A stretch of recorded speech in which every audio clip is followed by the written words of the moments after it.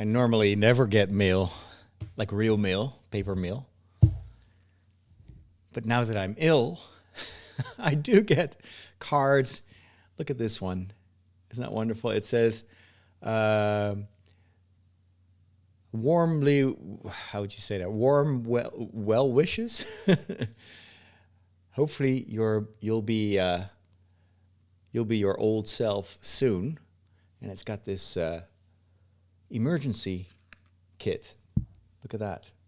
Isn't that wonderful? I love that. All right, let's see who sent me this. Dear Father Roderick, we heard that you have been infected with the coronavirus. We wish you good health, and we pray for a quick and good recovery. Greetings, Rosanta, Joost, and Leonard. If you need any help, just give us a call. And then they give their phone number. Isn't that wonderful? So kind. Hey, everybody.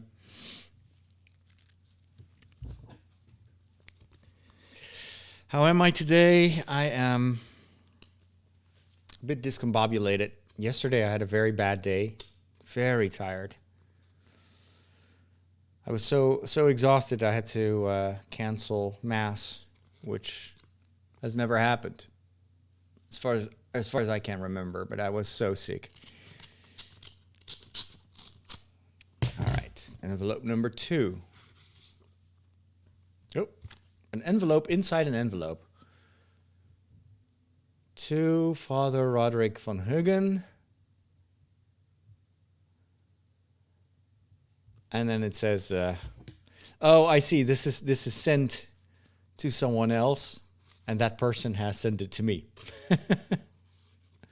All right, let's see what's in there. Mia Ackermans. I think this is maybe one of my oldest fans. Oldest in terms of age. It's a nice card with flowers on it. Well wishes. Dear Father Roderick. Oh yes, that is Mia. She is I think she's 96 years old. 96-year-old lady who always watches my TV shows. Is a big fan, and her daughter lives actually here in my parish. And brings me up to speed from time to time, and so she'll write me a letter, the old lady, and then I can answer her through her daughter. Dear Father Roderick, my oldest daughter told me that you have corona. I will continue to pray many rosaries of mercy for a quick recovery and a return of your strength. I have forgotten my signature. So she doesn't remember how to do her signature, but she has not forgotten my homilies,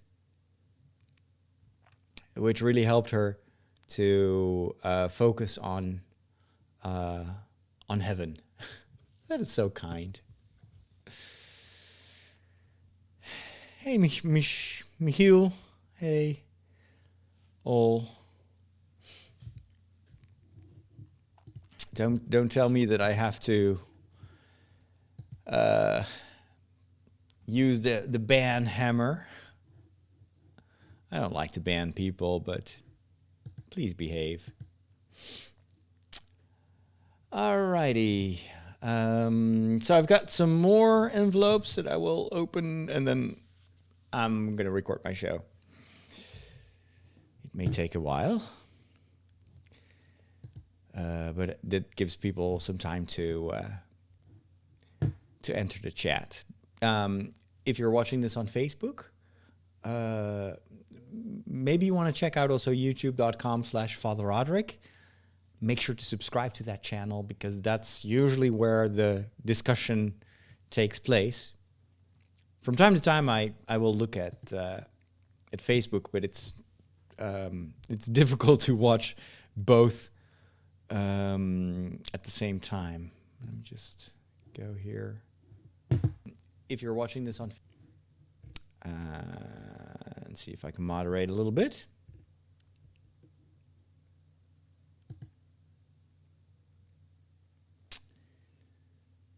There you go. All right, we have now silenced a person that used inappropriate language. It is during hard time that you realize the chances that you have in terms of friendship. That's true. Where can we send you mail? I think the address is on the Father Roderick website, but I'm not sure. Let me check. Let's see.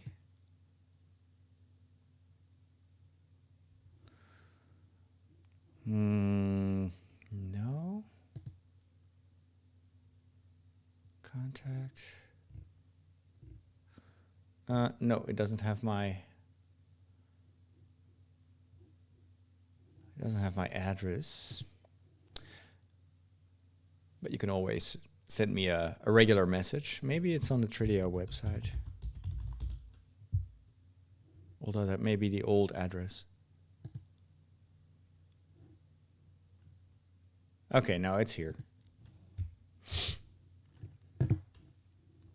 I'll just link to it in the chat if you want to copy it.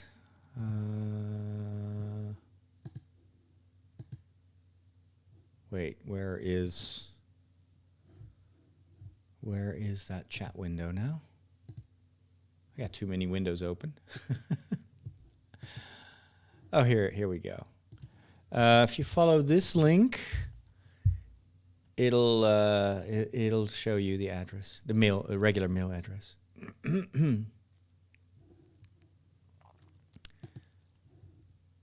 I know that many of you are watching this on Facebook, but I mean I'm also quite present on Facebook.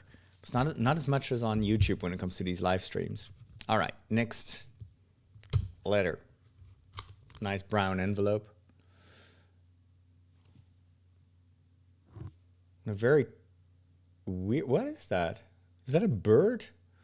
Oh my gosh! I thought it was like a video game character. Look at that stamp. Like I was like, what kind of helmet is that? It looks something from Crysis or another video game. But then you have to turn this around, and then you see that it's actually a bird.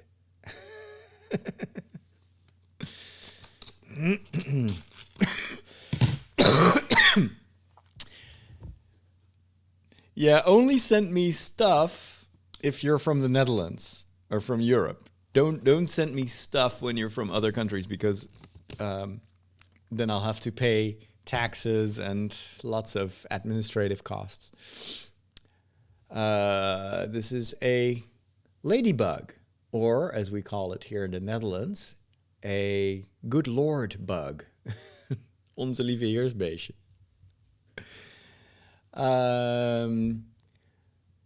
We wish you a good recovery, Father Roderick. Also, on behalf of my brother Luke, much light on your path.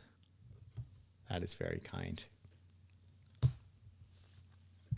I wonder why it's called ladybug. Because I suppose these bugs are both male and female. All right, another envelope. Ooh. This one has an owl. Symbol of wisdom. Dear Father Roderick, thank you for your message on YouTube. I recorded a message in Dutch a couple of weeks ago when I just got COVID to explain what was going on. That was when actually I wasn't that ill. Afterwards, I got a lot worse. We wish you a lot of health. Take your time. Very good. It's one of my parishioners. And then we have this one from Mary.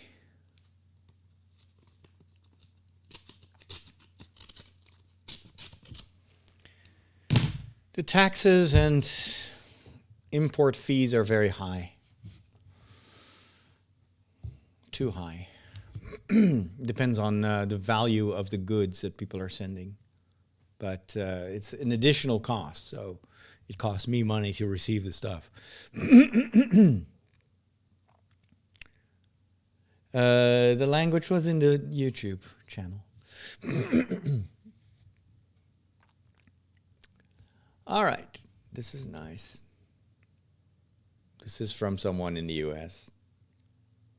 Focus. Comfort food, lots of naps, all-day pajamas, guilty pleasure TV. Yeah, that's kind of exactly what I do from time to time on my bad days. Dear Father Roderick, by the time this reaches you, I hope you are feeling much better. I'm so sorry you got so ill, and I'm praying for your recovery. I am so glad Inge is nearby to drop you off some comfort food and nutrition. You continue to be an inspiration, and we are so grateful for all you do. The Mass for Geeks homilies are great and always inspire us, as well as provide some food for thought about how to change for the better. You continue to provide light and hope to us. We in the US really need it now. Please take it slow, and may God bless you and keep you. Best wishes, Mary. Thank you, Mary. Martha, Jack, and Hillary also say hi and are hoping you feel better. Thank you. Hope you're doing whatever makes you feel better, and hope it helps a little too to know that many people are thinking of you. Nice. Lovely. Thank you so much to all of you that have sent me well wishes, paper or digital. I appreciate it all. Oh, there's one more. Or did I already open this? No, I already opened this. Oh, no. But there's a second one. Dear Father Roderick. Oh, this is from the daughter of that old lady. When my mother, 97 years old, heard that you had the coronavirus, she wanted to send you a card. You will find it in the envelope. She has broken her hip around Easter and has gone through the hospital,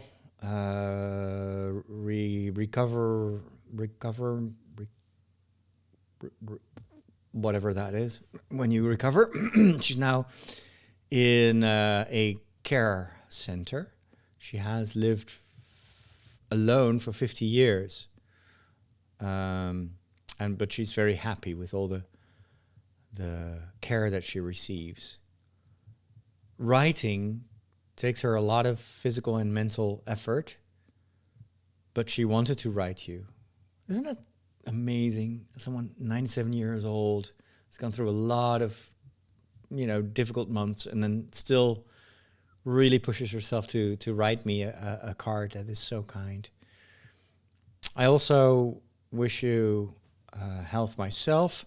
I'm a paramedic, and I've learned that the virus is new, and also the problems and recovery is all still new and unknown. If you have any problems, then I would gladly help you. Wonderful.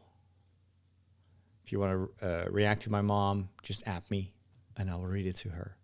I'll do that. People are so kind. Hey, Stephen. Good to see you. Yeah, I do look okay.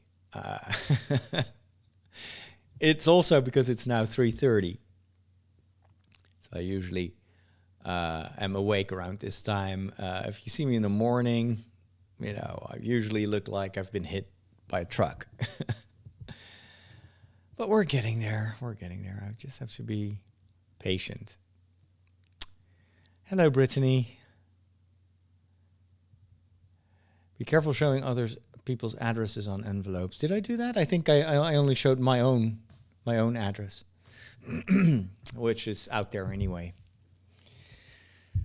Okay. Let me put on my headphones and start recording the show.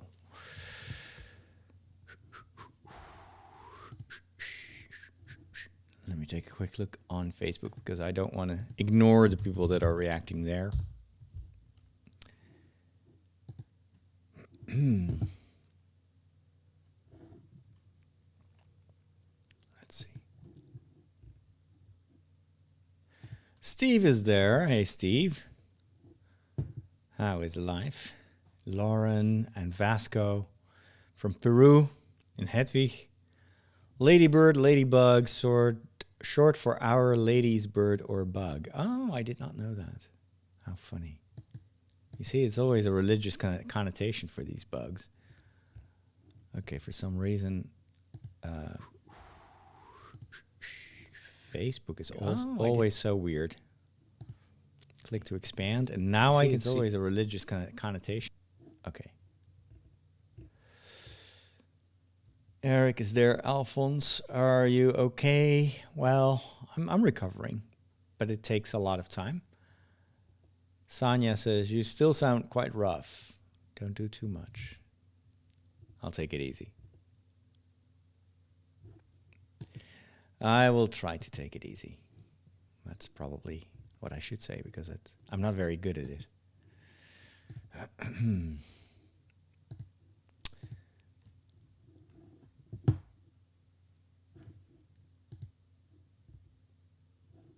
The funny thing is with the algorithms nowadays, even though I've been posting about having COVID for 4 weeks now, there's still people that are discovering it only now because suddenly a photo or a post will show up in their timeline. Instagram is the worst. I don't use Instagram that much, so that's probably also why people see my updates very randomly. But anyway. Okay, let me go back to the chat here. Hey, Adrian. How is Slovakia? Father Roderick just doxed himself. I've always lived out there. You know. If people will want to come all the way to the Netherlands, to this small town, I guess I should be honored. All right.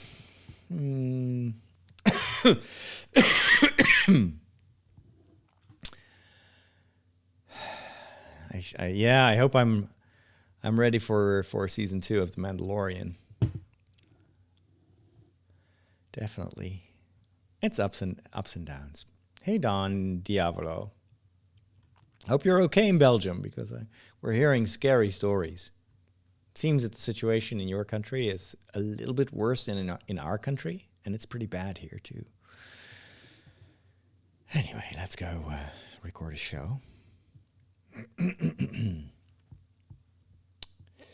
I've got everything ready.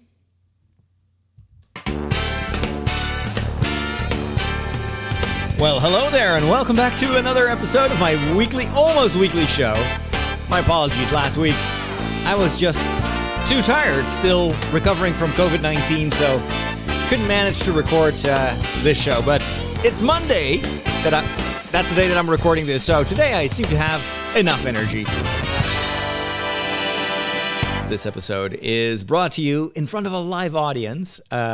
I always stream these shows in case you're just a podcast listener, but you'd like to see how this is recorded. And if you have time, by all means, take a look at my YouTube channel, youtube.com/Father Roderick. That's usually where you can find the live stream and a vibrant community that I interact with, usually before and after the show. So if that's your cup of tea, then you're more than welcome to join me live. And if not, podcast is also there for you. It's one of the huge advantages of a podcast is it just shows up in your podcast app, and you can listen to it whenever you want. It doesn't really matter. I've been a fan of podcasting ever since the invention since the dawn of podcasting in 2005. And I've been podcasting since 2005, 15 years. Incredible. Time flies when you're having fun. Speaking of which, I've not had that much fun. Especially yesterday, was pretty bad. The post-COVID recovery is very slow. And there are days that I have energy and I can work. And like today, I'm actually feeling fine. This morning was tough, but this afternoon I'm feeling fine. But there are also days where I plan stuff and then it just doesn't work as I'm so tired that I can barely stand on my feet. And that was the case yesterday. On Sunday, I wanted to stream the International Mass like I do every week. And I've been doing that since the beginning of the Corona crisis worldwide. And then I don't know, I was so exhausted that I knew I had to cancel it. And it hurt me and it pained me to do that. But I've been very much encouraged by the community, by you also. Everyone tells me, take it easy, never go over your boundaries. If you feel that you're not up for it, just leave it be. You need to recover first. Health comes first. And you can only be there for other people when you're also there for yourself, which kind of jives, I think, with the gospel reading of this past Sunday, which was this very short passage where Jesus says that the entire law and the prophets can be summarized in basically 2 commandments. You have to love God above everything with all your heart, with your entire being, and love your neighbor as yourself. And as yourself, self-care, that is very important in this time of recovery, I notice. And I talked about that also in the latest episode of The Walk, in case you want to hear some more thoughts about that and a more in-depth update on how I'm doing. So let's go to the news. Do you know what's going on? This is what's happening in your world. Face it, Catholics rule. We got Boston, South America, the good part of Ireland, and we're making serious inroads in Mozambique, baby. You've taken your first step into a larger world. So the situation is still worsening worldwide when it comes to COVID-19. Of course, if you live in North America, you have heard about the spikes and the ongoing increase in infections. I think the United States, probably because of the climate and slightly warmer temperatures, I feel that the North America is a little bit behind on Europe. Over here, we're already heading into autumn or fall. And since the temperatures are going down, it's starting to rain more and storm. People are inside. And so the infection rate is increasing at a very scary pace. And from the looks of it, this is going to be worse than in March. And it's also probably because people are more kind of used to the situation. They're more nonchalant. They're less vigilant. I see that all the time. And people are really worried about the rest of the year. Are we even going to be able to celebrate Christmas? Or is everything going to be in lockdown just to prevent our hospitals from not being able to cope with the situation? And we're really getting there very quickly. So almost on a daily basis, we get this data about the rise, the numbers that rise, and then, of course, every week our government is deciding whether to scale it up in terms of lockdown. So currently we're kind of in a moderate lockdown, but I wouldn't be surprised if we will have to go into a total lockdown in maybe this week or maybe next week. They have to really flatten the curve very quickly, otherwise this is all. Of course, the increase, it doubles every week. So it's the incline is so steep that in a few weeks' time you can have a massive health crisis. And so I'm a little bit anxious. And if we are going into a total lockdown, that will also have, of course, a massive impact on my work, because I can't really go out and film people. I could go out. I probably will be allowed to do that because working in the media is part of the essential jobs so I could still go out there and film, but who will want to come out when there's so much risk to be infected? Who can I find that will, for an interview? I think a lot of people will rather wait until this is over. So I don't know. We'll see. It's like with my own recovery. We just have to wait and see and just take it as it is. We can't really change the situation. We can only try to adapt and make the most of it. So that's what I'm planning to do. In other news, have you ever heard of James Randi? James Randi called himself a paranormal investigator. And I've been following a number of his videos ever since I saw his TED Talk a couple of years ago. He died at a very advanced age. I think he was in his 90s. And it's a fascinating guy. He used to be a magician and even an escape artist in his younger years. And then at one point he saw, I think what triggered him is that he saw a pastor in church performing a trick, basically, a very common trick used by magicians to try to convince his congregation that he had divine powers. And so when James Randi criticized his pastor, he was kicked out. And he's been, ever since that moment, he's been on this quest to debunk all these paranormal claims. He doesn't like the word debunking. He prefers to call himself an investigator. He's just looking at reports of paranormal abilities and events with a very skeptical eye, and of course with the added knowledge of how tricks work and how you can distract people from seeing what you're actually doing. And so if you look him up on YouTube, you'll find a ton of videos where he unmasks these clairvoyant people, these mediums, etc., and also duplicates a lot of their tricks. And then he explains how he does it. So it is I think of someone who did a great service to humanity. I have great respect for skeptics because they prevent us from believing anything. And that may sound a bit contradictory because I'm also a priest, and so it's my business to help people believe in stuff they can't see.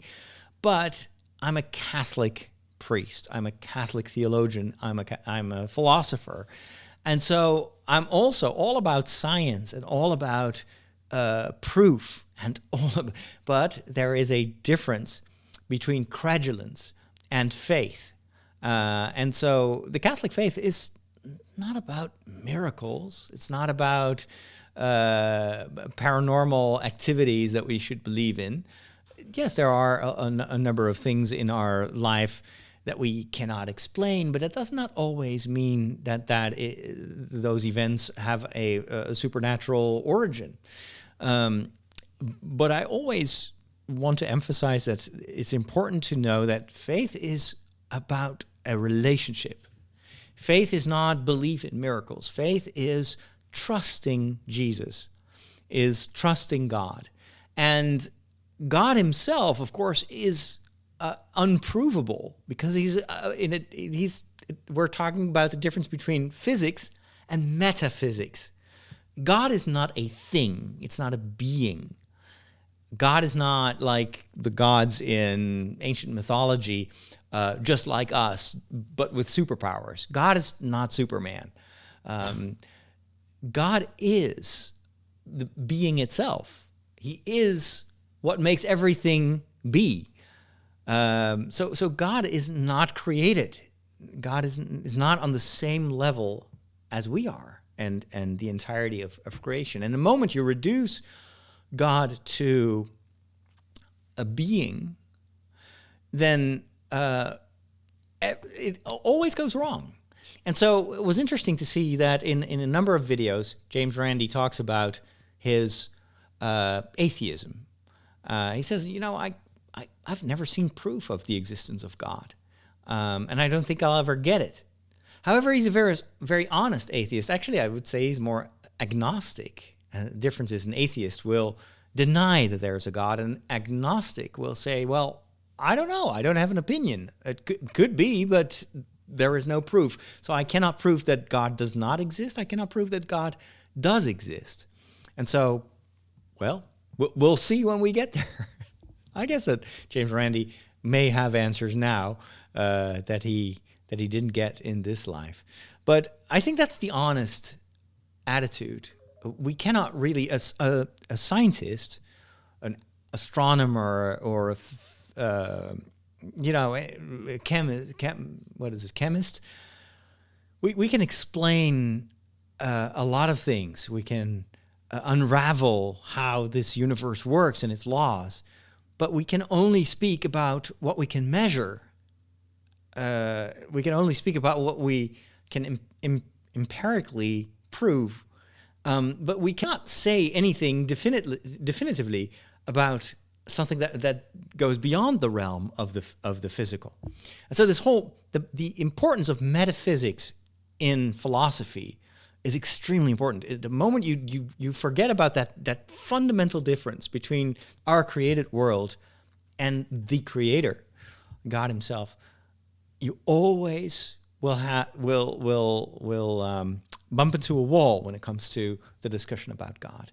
And I think a lot of the critical atheists are often very critical, and righteously so, on certain forms of Christianity. For instance, groups of Christians that will take the Bible literally and will say, well, the world is just a couple of thousand years old, or dinosaurs never existed, there were ruse of the devil, etc., etc.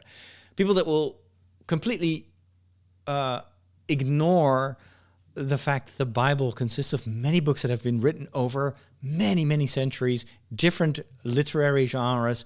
All these stories have their context. All these stories or often come from a narrative, an auditory culture, and have been written down sometimes hundreds of years later, giving layers of interpretation, etc. If you discard all that and just take the Bible as if it was written by God Himself behind His typewriter, that's the kind of Christianity that always gives, I think, Christians a bad name. And of course, will also give critics a lot of reason to be extremely critical.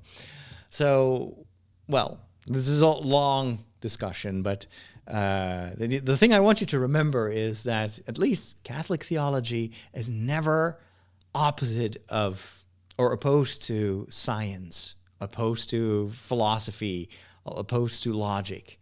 The truth can never contradict itself. And if God is the source of truth and is truth Himself, God cannot contradict Himself, right? And so I'm always very much in favor of staying critical. Always ask questions. And if you cannot explain something, you may have to add the word yet. I cannot yet explain this. We cannot yet understand this. Doesn't mean that miracles are impossible. I don't think we can say anything about that, because miracles also go beyond the realm of our physical world. So you cannot disprove. Well, of course, fake miracles, you can disprove them, and you can try to uncover what's really going on, like what James Randi did. But what's always important is to understand that miracles are never miracles for the sake of just spectacle, at least not in Catholic Christianity. If you look at the Bible, Jesus never does a miracle just because He feels like it. The miracles that we read about in these stories are always there are happenings that have a reason, that have a message, that want to help us look at the world in a different way, look at each other in a different way.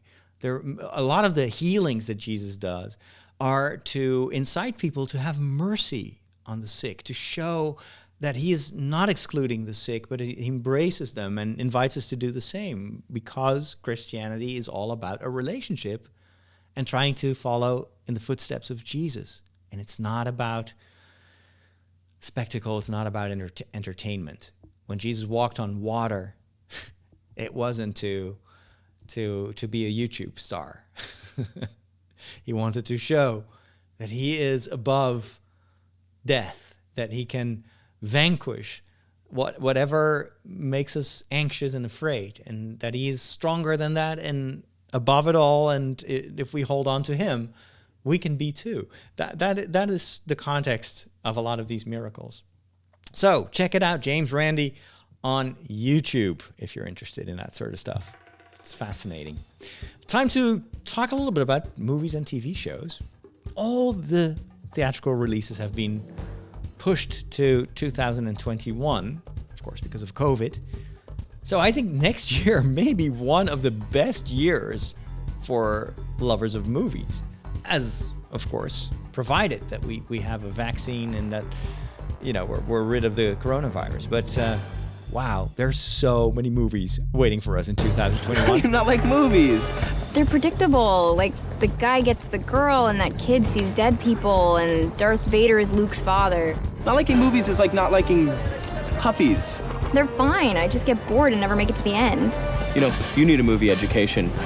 You need a movication. I'm gonna give it to you.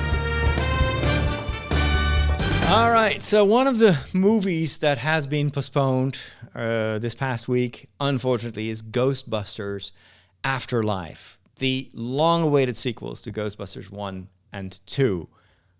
I think there was a little blip on the radar that had to do with Ghostbusters just 2 years ago. We don't talk about that.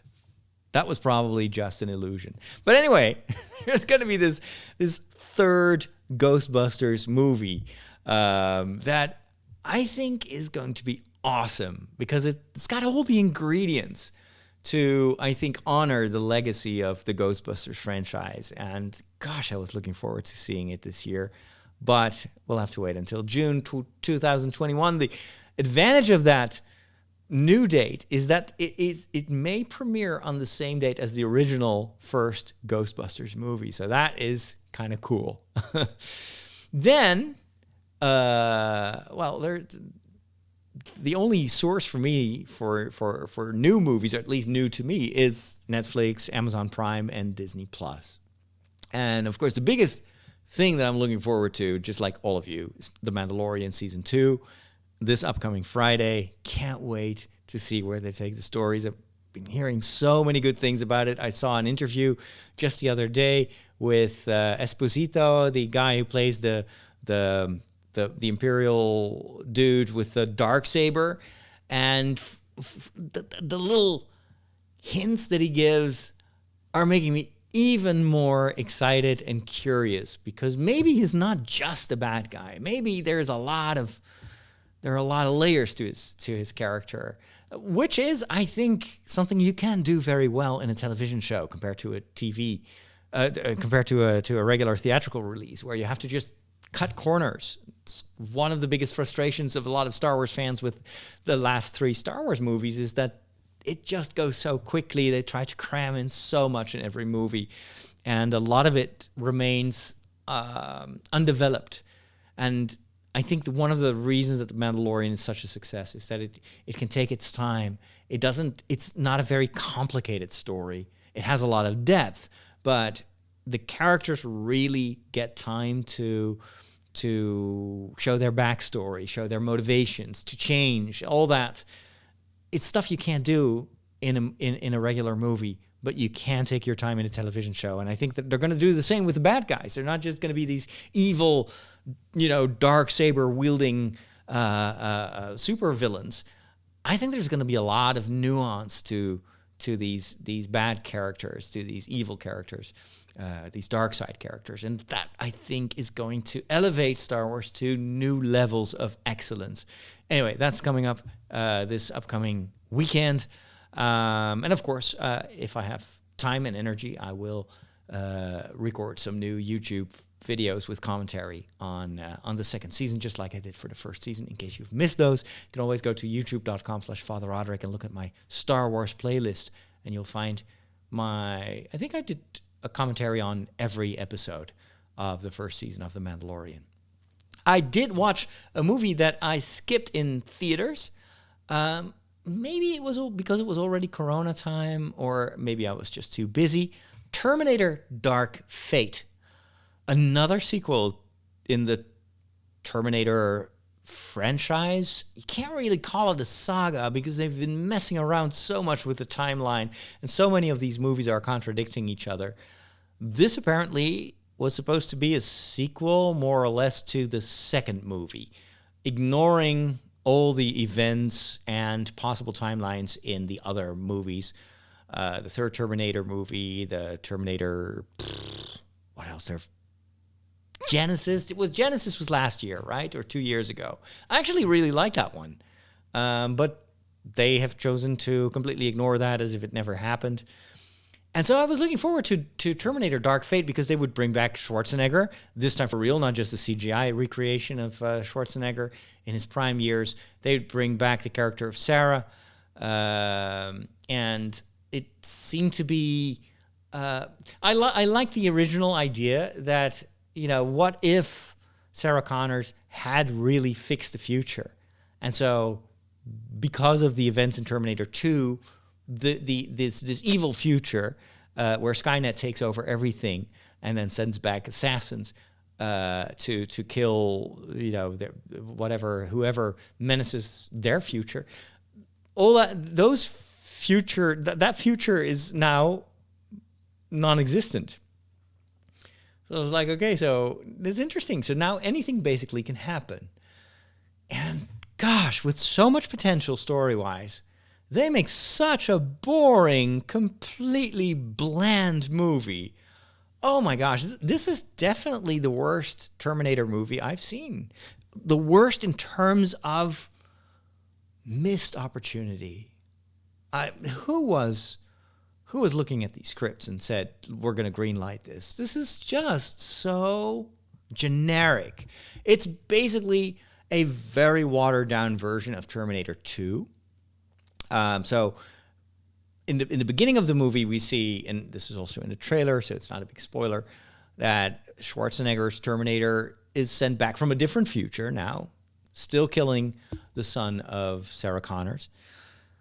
And then we're supposed to believe that years later that is still haunting her, and then the Schwarzenegger T-1000 is still around, still alive, and then they meet each other, so there's a lot of potential there for character development, for an interesting relationship. All that is completely wasted. They don't spend a second, with good writing or good dialogue that makes us feel for these characters. It was like everything felt like cardboard characters. No depth whatsoever, no story development. The overall plot was just a repeat. Just why bother making a movie like this? Even the special effects were pretty mediocre and didn't look anything better than what we saw in Terminator 2. Terminator 2 is like, I don't know, 20 years old, 25 years old. They couldn't really elevate any aspect of the franchise with this movie. It was a massive missed opportunity. And in that respect, I'm giving this 10 thumbs down. Really. Why end it like this? Because I don't think that Schwarzenegger is going to play the Terminator ever again. But why end it with this movie? Oh my gosh. It's a little bit like that Ghostbusters movie, but the female Ghostbusters movie.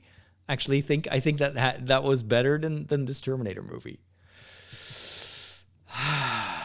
Don't send me hate mail, but I was so disappointed because I love the Terminator franchise. I really love everything about it. And now I've been rewatching Terminator Genesis. I'm thinking, you know what? That's actually not that bad. Even the third Terminator movie wasn't that bad. There was a television show, 2 seasons, also based on the Terminator franchise. That was actually pretty okay. Almost everything was better than this movie. So Terminator Dark Fate, yeah, forget about it. Final series that I want to briefly touch upon, because I've only seen 3 episodes now, is a bit of a binge watch success for, I think it's on Netflix, if I'm not mistaken, Emily in Paris. This is a kind of rom-com-like series, which is filmed on location in one of the most beautiful cities of the world, Paris. And I applaud the makers for actually filming this in Paris and actually having French-speaking actors, not all of them, but most of them, play pretty believable. The believability of this series is 0, but at least we got real French people, not American actors trying to, do a French accent, which is always terrible. What this is pure escapism. I've read a lot of reviews, and I agree with all of them, complaining about the cliches, complaining about everything that's not right about the way they portray the French and the Parisians in general. Like everything you've ever heard in terms of cliches about the French is part of this series. But it's done in such a cheerful way, and the visual style is so bright and so colorful and so romantic. I'm thinking, you know what? This is just like You've Got Mail or anyone. It almost feels old-fashioned. This feels like a 90s romantic movie, and it's. I think it's well done. Not for kids because of some of the topics and relationships. It's not very moral. This is not the Good Place. But it's pure escapism, and they show Paris, not the real Paris, of course. When you are in Paris, you barely ever see the bloody Eiffel Tower. You really have to make an effort to see the Eiffel Tower. And even if you see it, you can't really film it, at least not for television, because then you have to pay the rights to actually feature this building. So I guess they paid the French or the Parisian government a lot of money, because the Eiffel Tower is in every single episode and every single scene. It's just insane. All the story beats take place in famous places, but it's always portrayed as if the real Paris does not exist. So there are no swearing people or honking taxis, or there's no noise from traffic. Everything is cheerful and bright. But that, I think, is why people love this series so much. It's like a totally romanticized version of Paris, and yet at the same time, it's really filmed there. This is not green screen stuff. And I think it must have an extra appeal for those of you that are not living in Europe, because it shows you, of course, the beauty of Europe, and being in a city that's hundreds and hundreds of years old with all the amazing architecture and art and nature. It's a lovely city. If only Paris looked the way it looks in this series. But I think the same is true for Rome. When you think of Rome, even when I think back of the time that I spent in Rome, I tend to forget about the pollution, about the noise, about all the irritations that you have. And you remember the highlights. When I think of Rome, I see St. Peter's Square, I see the Pantheon, I see gelato stores, I see sunshine, and I forget about all those months of rain and wind and the noise, the constant noise in Rome with the ambulances. Every minute of the day and night. But Rome also has this, this fantasy equivalent. It's a little bit like what you see in Disney World when you go to the international section. I forgot what it was called.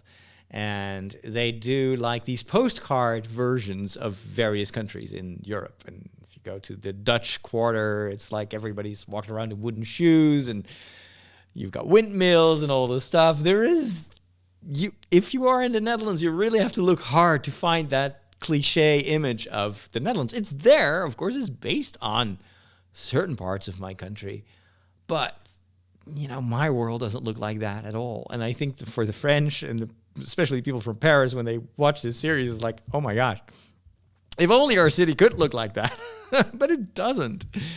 So anyway, it's funny. It's funny, and I'm still. It's very good material for binge watching. The episodes are not too long. The story,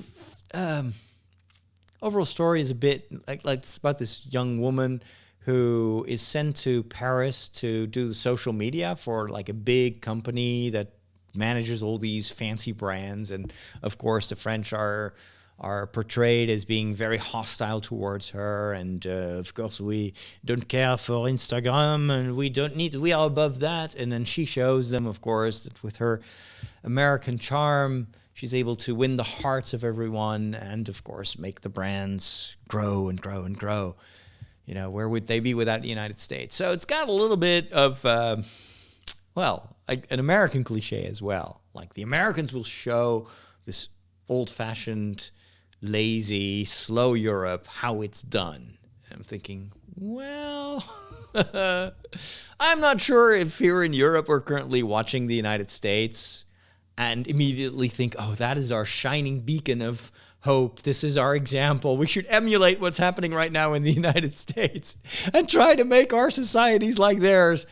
I don't think you will find many people here in Europe that are thinking that right now. Things may change, of course. Your mileage may vary, but it is also part of the kind of the cliche nature of this series. But it's nothing more than a rom-com escapism series. And I do think that in these bleak times where we can't travel, where, we need dreams like this. I predicted this years ago when there was this, every movie was about this post-apocalyptic society. Every single television... You remember, if you've been listening to me for a couple of years, you remember my rants about movies being completely devoid of color, and everything is so bleak and dark. And I was predicting, I wouldn't be surprised that in a couple of years from now, we will see the opposite. And everything will be bright and cheerful. And we will have wonderful stories full of humor and positivity and hope and colors and music. Because that's how we work. When we are in trouble, when the world is dark, we tell each other stories of hope. We cheer each other up. And because we have such a need to be encouraged, that is where we will go. And where our eyes go, where our eyeballs go, that's where the money goes. So, yeah.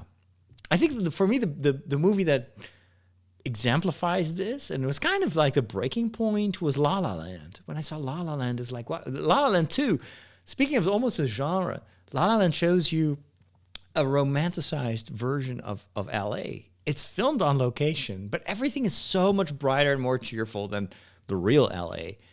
But we don't mind. We want to dream. We want to have this fantasy of all these cities that we'd love to... Well, we wouldn't want to live in the real cities. We would definitely want to live in their fantasy counterparts. Anyway, enough about this. Let's go visit the Peculiar Bunch. Catholics rock!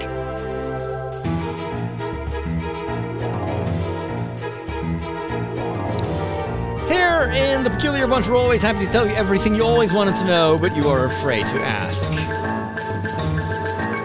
Catholics can be a peculiar bunch. No meat on Friday. Oh, meat? What do they eat? Light bulbs? You can always ask me anything you want to know about Catholics and their traditions. It's just that when you're posting it in the chat room, I can't react right away because I'm recording a show. Man, you guys got more crazy rules than Blockbuster Video. In the chat, some people, maybe some new people that are watching this, is like, Father Roderick, why didn't you react to what we're posting in the chat? It's because I am very bad at multitasking. When I record a show, I want to be there for my listeners, and I need to focus on what I'm saying. Otherwise, I'm just going to blabber, and that I have a tendency to do that anyways. So That's why I'm not always looking at the chat. I have the same problem when I'm playing video games. Like I'm like yesterday I was playing Star Wars Squadrons, or day before yesterday, and then people started a whole discussion about abortion in Poland. I was like, that's not what I'm doing right now. You know, I'd gladly discuss that some other time, but I'm playing a Star Wars game right now, and I'm having trouble surviving in my TIE fighter, and then you're going to ask me all these completely non-related questions. I mean, shows, the upside is it shows that people are very comfortable in the chat room, and that's fine, and I love that.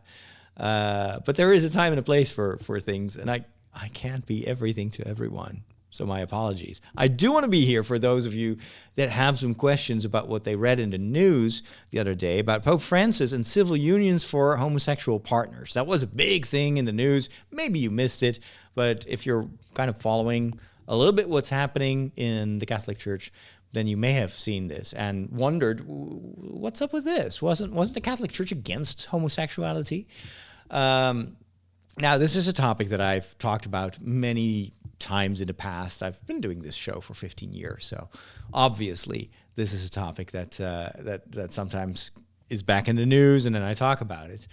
And what I always... So let me just do a very quick recap.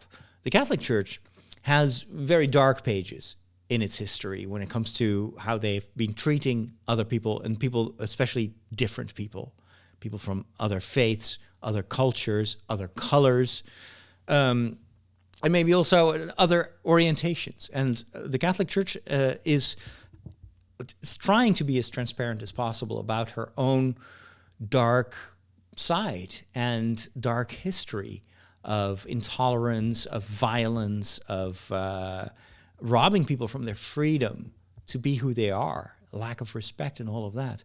At the same time, the Church knows that she's called to always go beyond her own failures. We are called to constant conversion. We have to we'll always have to test whether how we look at the world, if that is what the gospel tells us to do, if that is what Jesus wants us to do or not. And so there is a certain evolution also in the relationship between the world and the surrounding culture. And what is always for outsiders difficult to understand is that the Church both has these dogmas, these fixed truths that she believes in that are unchangeable and in a certain way can't really evolve because we're talking about the truth. It's not that, one day 1 + 1 is maybe 3 or 4 because evolution. No. Well, that's kind of how the Church looks at certain dogmas, certain things that are, for her, part of this revealed truth about who we are and how God wants us to be. Like the commandments. There's not an evolution in these 10 commandments. They're still just as true today. They're the guidelines that are just as important today as they were when they were received by Moses on the mountain. And we're talking about so much time, and yet these are basic guidelines that are true for every generation. But on the other hand, there are always also a lot of things that are evolving where the Church is changing its attitude or its view on society, on certain aspects of society, on relationships, often helped by sciences, by what science teaches us, what psychology teaches us, sociology. There's so many things that the Church itself still has to discover. And so I'm always a proponent of a Catholic Church that is humble, that does hold on to the things that she believes to be true and universally true, and I think it's important. The truth itself cannot change. Otherwise, it's not the truth, right? So it's like certain values, and when the Church, for instance, talks about euthanasia, about abortion, about life itself, it's never a religious discourse. It's always a discourse based on reason, based on universal values that transcend and go way beyond the Church itself. And so the value of life is an intrinsic value according to the Church. And so that is why the Catholic Church is opposed to abortion and euthanasia, and is all for helping people in difficult situations, helping mothers that may be pregnant or have a pregnancy that may have complications, and what the church is always like, be close to the people in need, just as much as with people that don't want to live anymore. The church is always looking for solutions that involve caring instead of killing. So then we're talking about universal values and in certain way unchangeable things. What about the care for people that have same-sex orientation, homosexuals, lesbian people, kind of on a different level, trans people? The church, in trying to understand this phenomenon, I'm trying to talk about it as neutrally as possible. There is, on the one hand, of course, why are people the way they are? And there are many different ways of looking at that. And for instance, psychology has a lot of things to say about that, and makes a lot of distinctions in various forms of orientation that people can have. But the church, and I think rightfully, says, well, that's not our domain. We will follow science, and we will learn. We will try to learn in order to be able to help and to be closer to those people.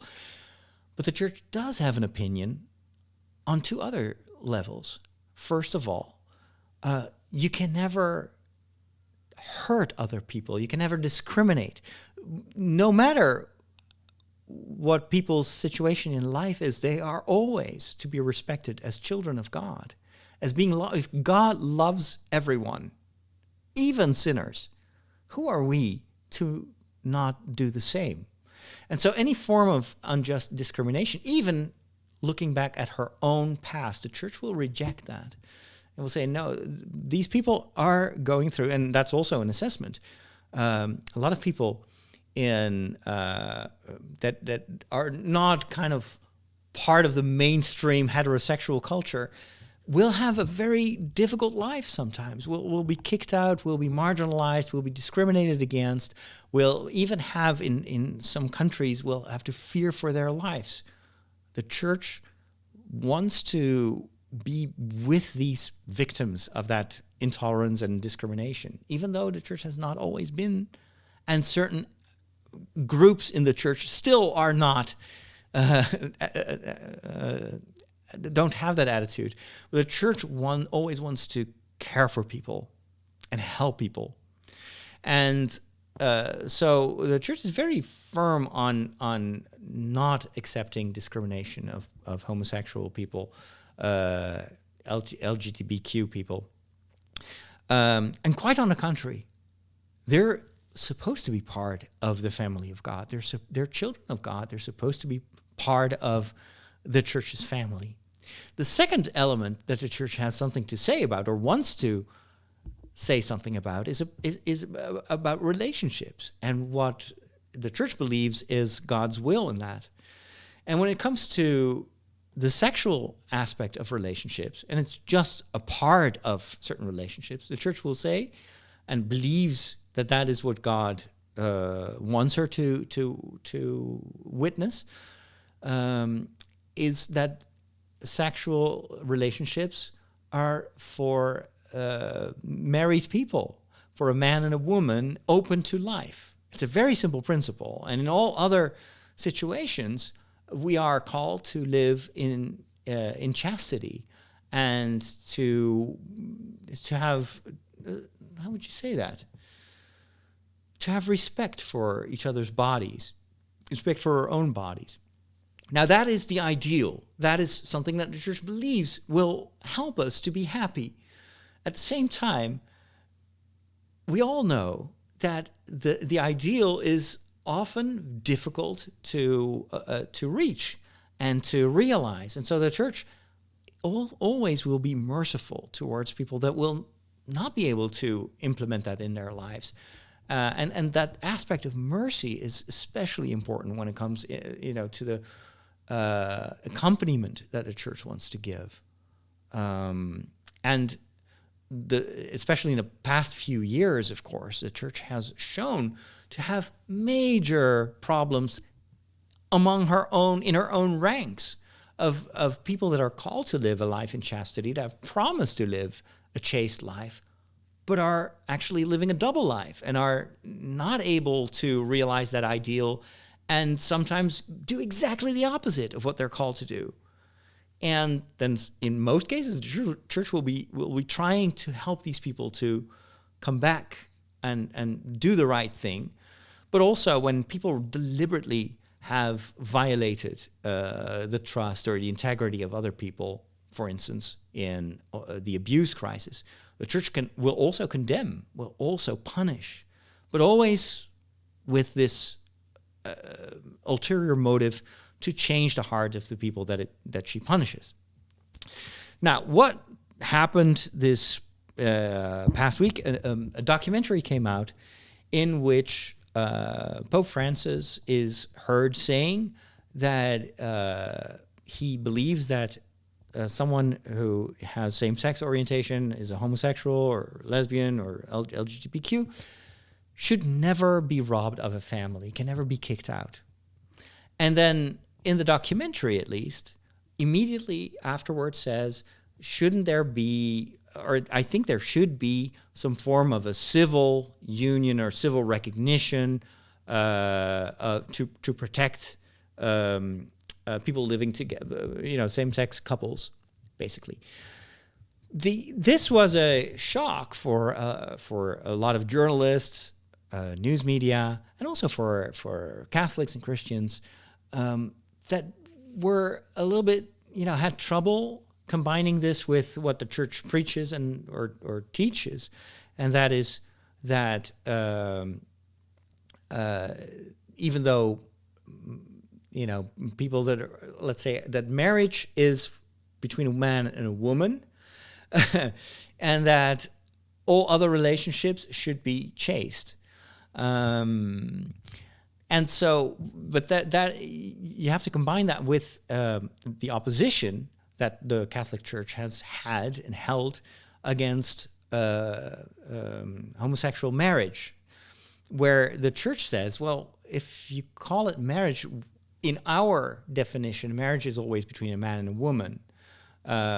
So if you talk about legalizing marriage for homosexuals, then that actually changes the definition of what marriage is. And that is where the church worried a lot.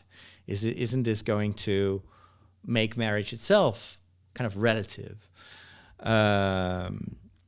It's a difficult discussion and very difficult to keep it nuanced, because of course with the sensitivity and with the pain that a lot of people in these situations have already had to endure, and the intolerance and discrimination that is still prevalent in many parts of our societies, that's often seen as a rejection. So why wouldn't homosexual people have the right to have a legal union, a civil union?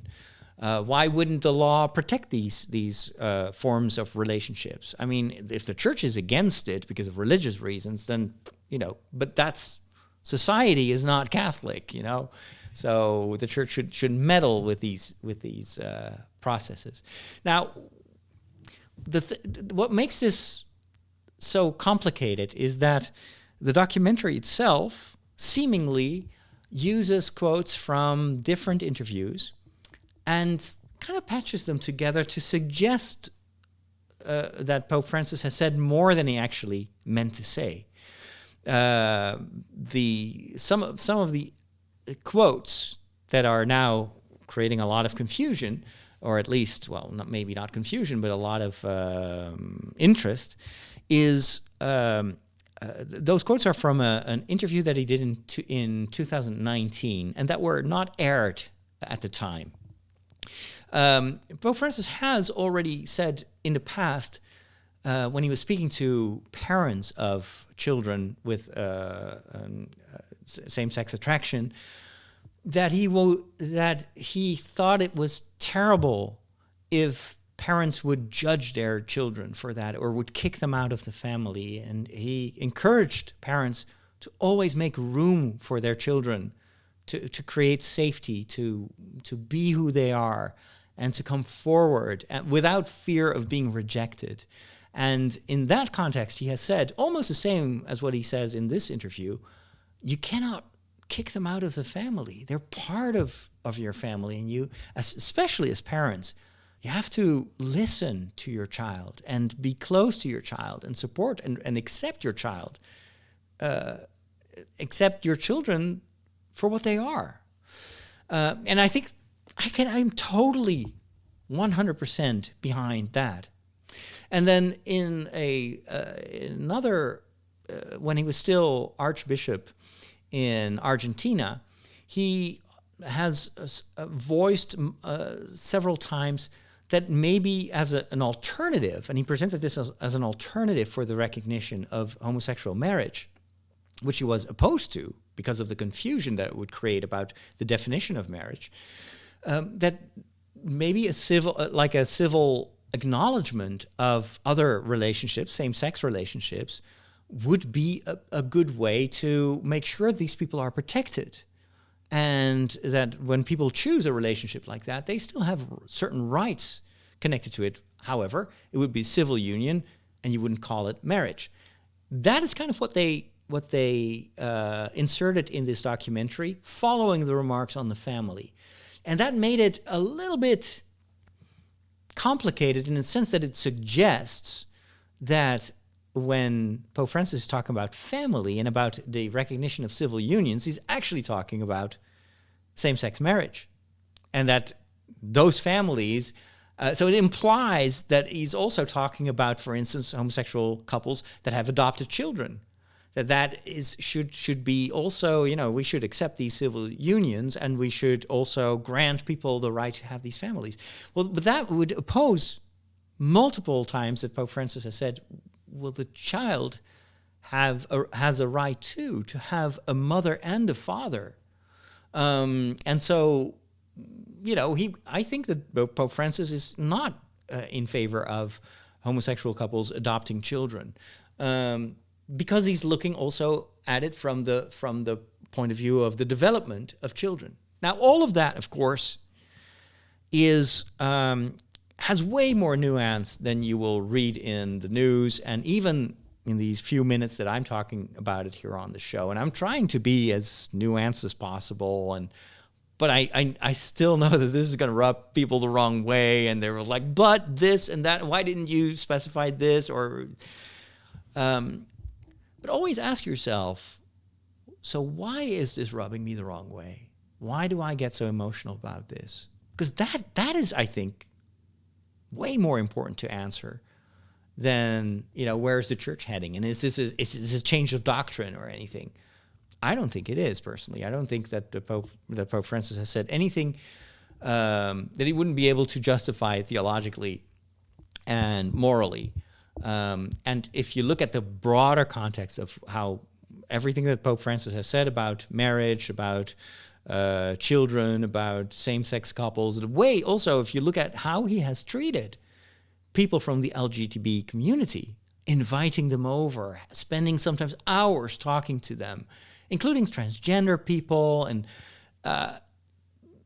Pope Francis is a pastor. He's a shepherd. He wants to be close to everyone, and he does not reject anyone. And I think in that respect, he is doing what the church is called to do, and how the church itself defines its own mission towards the LGBT community. It's to not reject, not kick them out of the church, embrace them and help them, but also tell the truth of how the church envisions healthy relationships. What was I going to say? What else was I going to say? So always look at the context. Whereas, in the news, always has a tendency to just isolate quotes and not look at other stuff that Pope Francis has said. And then, of course, you've got also Catholics that are, again, going overboard and seeing this as another definitive proof that Pope Francis is destroying the church and morality and is the devil incarnate. There are Catholics actually thinking that. And I'm thinking, maybe first ask yourself, do I really think this? And am I not too quick in my judgment? Should I judge? Because if you judge, you're going to be judged with the same measure, How much love is there? How much effort to understand is there in how I express myself or how I think about this Pope or about things that he is supposed to have said? There's a lot of patience, I think, that we need to learn, especially in these very,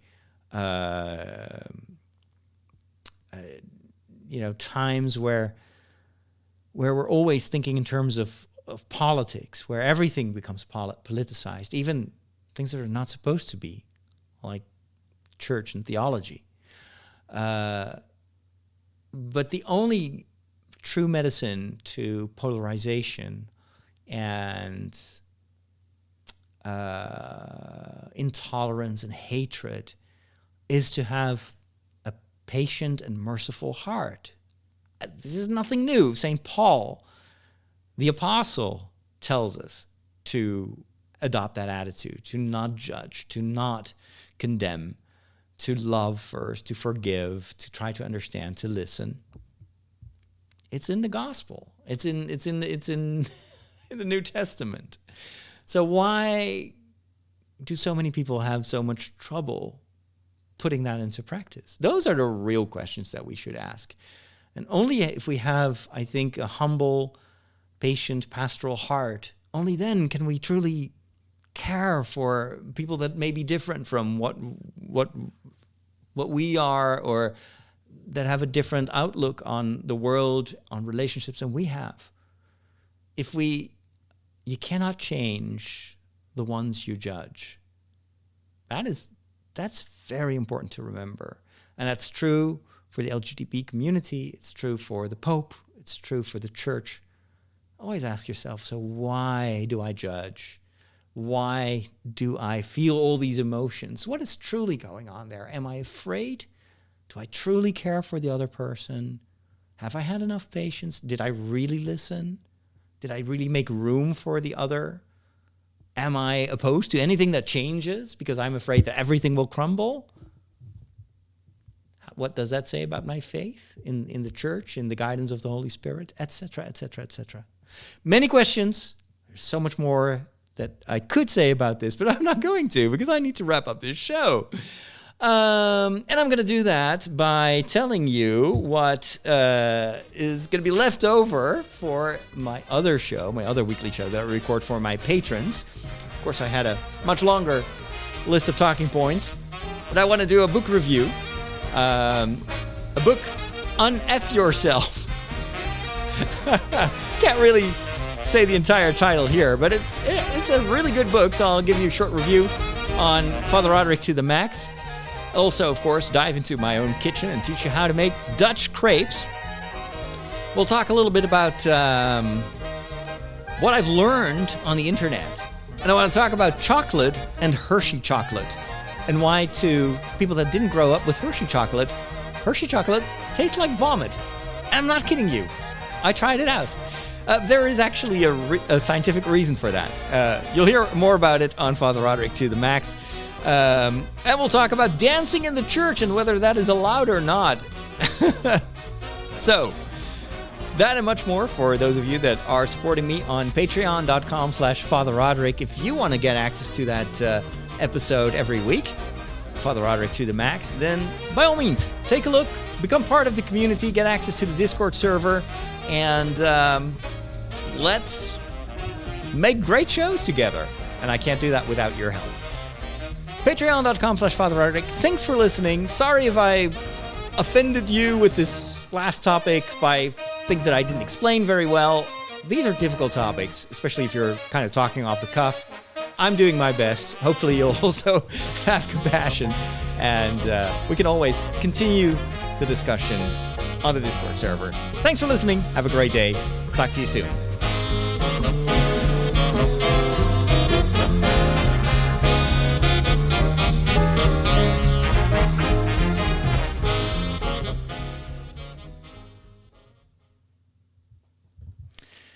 Alrighty.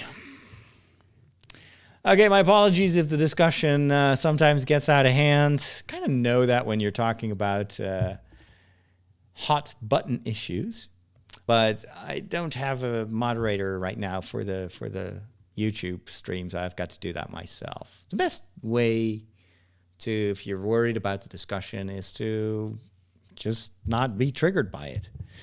And if there are trolls, ignore the trolls, don't feed the trolls. Anyway, hey Blossom, see you Sunday. Hopefully I'll be good.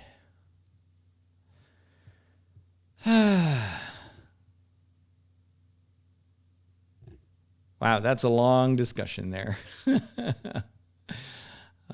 Yeah, the lead role in Emily in Paris is the daughter of Phil Collins. Actually, she has quite an intriguing story. I read about her own, the struggles that she went through. It's a very, very impressive life story.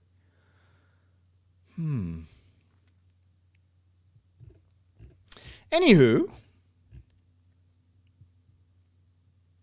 yeah, we need to talk about these topics from time to time, and I try to do it as well as I can, and I always fall short.